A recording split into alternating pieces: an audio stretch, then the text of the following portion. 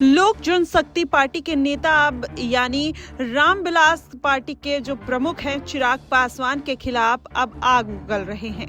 वजह वाजिब है, चिराग पासवान ने लोकसभा चुनाव 2024 में बिहार की 5 सीटों पर प्रत्याशी दिए और 5 सीटों पर जीत भी दर्ज की। चिराग से लड़ने के फेर में लोक जनशक्ति पार्टी के प्रमुख पशुपति पारस ने न आव देखा न ताव और केंद्रीय मंत्रिमंडल से इस्तीफा देकर बैठ गए थे। अब कहीं बात नहीं बनी तो राष्ट्रीय जनतांत्रिक गठबंधन में ही रहने का ऐलान भी किया। लेकिन अब समय चिराग पासवान का है। केंद्र में वह मंत्री हैं। चाचा पशुपति पारस बाहर हुए तो अब बाहर ही हो गए।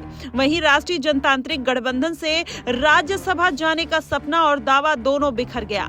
लोकसभा चुनाव के होने के कुछ दिन पहले ही केंद्र में मंत्री थे और चुनाव के दिन तक सांसद थे। अब कुछ नहीं बचे हैं। ऐसे में भाजपा ने अपने कोटे का राज्यसभा वाला टिकट उपेंद्र कुशवाहा को दे दिया।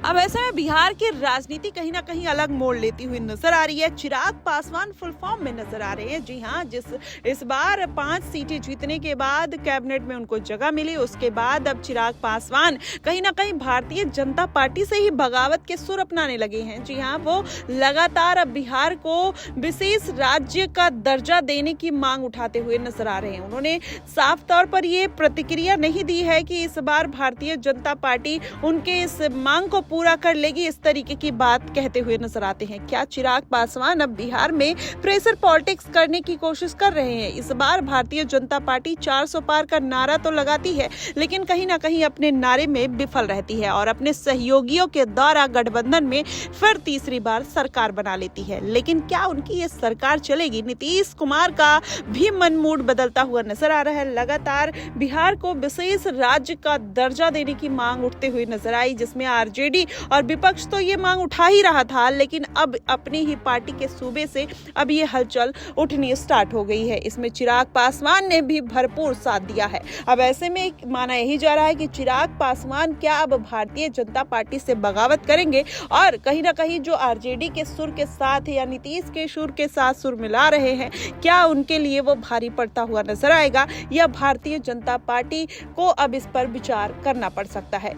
इसके पहले अगर बिहार की राजनीति में देखा जाए तो आरक्षण का मुद्दा भी निकलकर सामने आया था, जिसमें नीतीश कुमार ने पूरी तरीके से अपने जोर शोर लगाते हुए भी नजर आए थे। वो लगातार कहीं ना कहीं आरजेडी को या और तेजस्वी यादव को कोसते भी रहते थे, लेकिन इस बात से नकारते हुए भी नहीं नजर आए थे। अब ऐसे में आरक्षण और विशेष राज्य का दर्जा मांगने की दौड़ में कहीं ना कहीं चिराग पासवान शामिल होते हुए नजर आ रहे हैं, जो बीजेपी के लिए कहीं ना कहीं चिंता का विषय है। अगर पार्टी में ही बगावत की ऐसी आवाज उठने लगेगी तो कहीं ना कहीं भारतीय जनता पार्टी जो अपने सहयोगियों के द्वारा सरकार में बैठी है, फिर उनके लिए कहीं ना कहीं समस्या खड़ी हो जाएगी। अगर टीडीपी की भी बात करें तो टीडीपी भी मुस्लिमों की पुरजोर सपोर्ट करती है। अब ऐसे में अगर टीडीपी ने भी कोई मांग कर दी मुसलमानों को लेकर तो हो सकता है भारतीय जनता पार्टी को इस बार का गठबंधन भारी पड़ता हुआ नजर आए। ऐसे में चिराग पासवान अब जिस तरीके से ये बात उठा रहे हैं, क्या भारतीय जनता पार्टी आने वाले दिनों में